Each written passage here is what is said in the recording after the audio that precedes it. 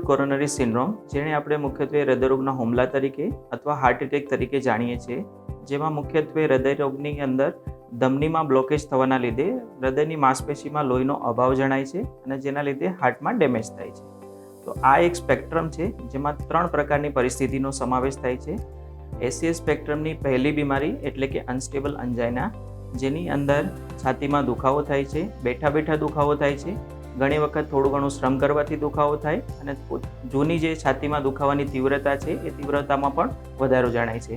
આ પરિસ્થિતિમાં ઇસીજીમાં કોઈ ખાસ ફેરફાર જોવા મળતા નથી અને લોહીના રિપોર્ટ્સમાં પણ હાર્ટ એટેકના કોઈ ટ્રેસ જોવા મળતા નથી. આ એક તબીબી કટોકટી છે જેની અંદર તબીબી સલાહથી રૂટીન ઇન્વેઝિવ અપ્રોચથી પેશન્ટ્સના સ્નાયુને નજીકના ભવિષ્યમાં એન્જિયોગ્રાફી કરીને સ્નાયુને બચાવી શકાય છે.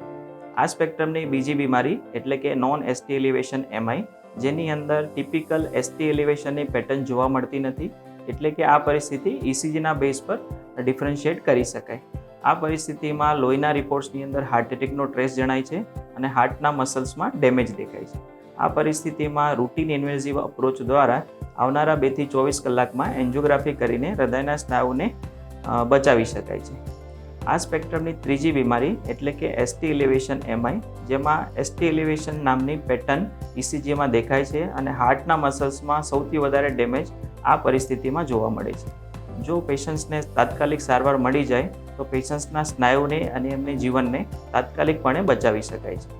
તાત્કાલિક સારવાર કરવાથી આપણે પેશન્ટ્સના મૃત્યુનો દર ઘટાડી શકાય, એમના જીવનની ગુણવત્તા સુધારી શકાય, એમના મસલ્સને બચાવી શકાય અને નજીકના ભવિષ્યમાં થનારા કોમ્પ્લિકેશન્સથી પણ બચાવી શકાય છે.